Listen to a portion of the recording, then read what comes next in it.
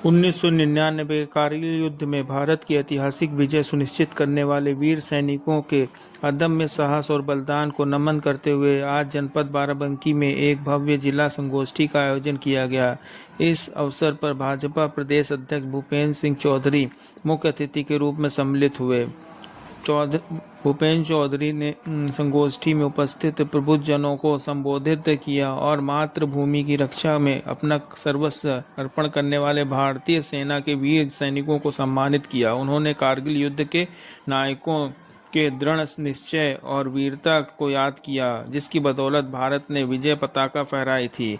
इस अवसर पर राज्य मंत्री सतीश चंद्र शर्मा, विधान परिषद सदस्य अंगद सिंह, जिला अध्यक्ष अरविंद मौर्य, जिला पंचायत अध्यक्ष श्रीमती राजरानी रावत, विधायक दिनेश रावत, निवर्तमान सांसद उपेंद्र सिंह रावत, पूर्व जिला अध्यक्ष अवधेश श्रीवास्तव, पूर्व विधायक शरद अवस्थी और पूर्व एमएलसी हरगोविंद सिंह सहित कई अन्य जनप्रतिनिधिगण, जिला पदाधिकारी, मोर्चा अध्यक्ष व मोर्चा पदाधिकारी, मंडल अध्यक्षगण एवं मंडल पदाधिकारी, कार्यकर्तागण और सम्मानित जन उपस्थित रहे। संगोष्ठी के उपरांत भाजपा प्रदेश अध्यक्ष भूपेंद्र चौधरी ने पूर्व विधायक शिवकरण सिंह के आवास पर भी अपनी उपस्थिति दर्ज कर उनके आवास पर उनके परिजनों का हालचाल जाना। यह संगोष्ठी कारगिल शहीदों के प्रति कृतज्ञता व्यक्त करने की और उनकी वीरता को भावी पीढ़ियों तक पहुंचाने का एक सशक्त माध्यम बनी। इस अवसर पर एमएलसी अवनीश सिंह ने भी विशिष्ट अतिथि के रूप में शिरकत की। पूर्वी पाकिस्तान कहलाता था, बांग्लादेश का नए देश का निर्माण, बांग्लादेश का निर्माण हुआ। ये भारतीय सेना की एक बड़ी विजय थी, बड़ा पराक्रम की उनकी विजय थी और पूरी दुनिया ने उस पराक्रम को स्वीकार करने का काम रहा, जिसमें सीमा का निर्धारण नहीं होता। बीच बीच में अलग अलग प्रकार की परिस्थिति के हिसाब से 1965 का युद्ध हो, 1970 का युद्ध हुआ। 71 का तो एक ऐतिहासिक युद्ध था जिसमें हमारी सेना के पराक्रम का लोहा दुनिया ने माना।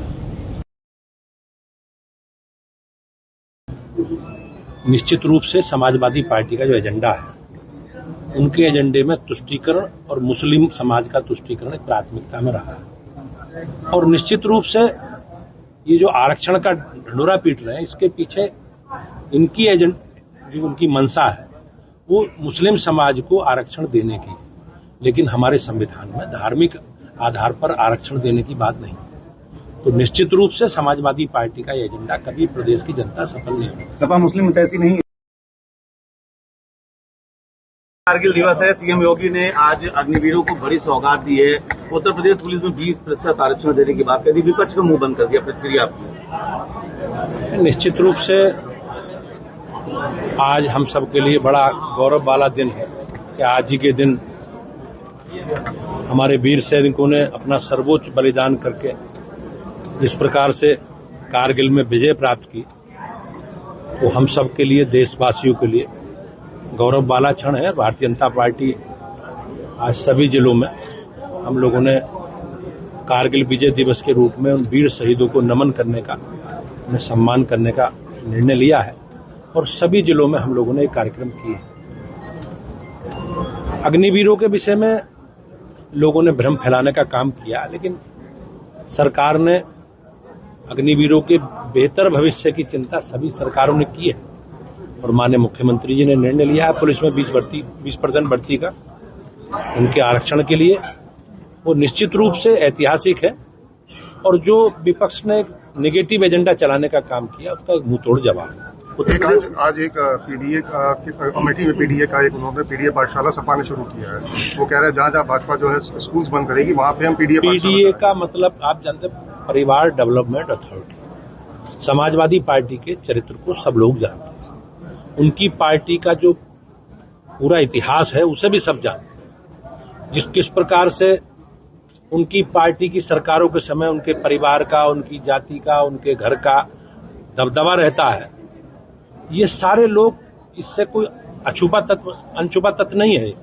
ये सब तथ्यात्मक चीजें हैं और पूरा प्रदेश समाजवादी पार्टी का जो भ्रम फैलाने का एजेंडा है उसे समझ चुका है और समाजवादी पार्टी की उत्तर प्रदेश की राजनीति में कोई संभावना अब नहीं।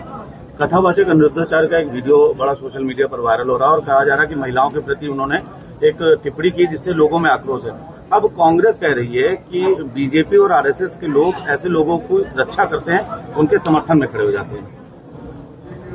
भारतीय जनता पार्टी की सरकार, मोदी जी और योगी जी की सरकार ने हमेशा महिलाओं के सशक्तिकरण के लिए, महिलाओं की सुरक्षा के लिए, महिलाओं को आत्मनिर्भर बनाने के लिए हमारी पार्टी ने बहुत बड़े स्तर पर काम किए और हमारी नीतियों में हमेशा इस प्रकार से महिलाओं के सशक्तिकरण के लिए हमारी सरकारों ने काम किए।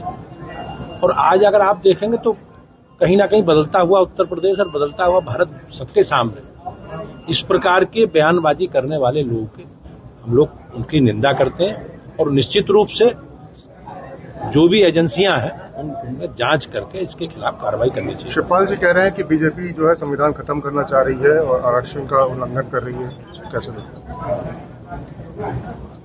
भारतीय जनता पार्टी हम लगभग 11 वर्षों से केंद्र की सरकार में और लगभग 8 वर्षों से राज्य सरकार।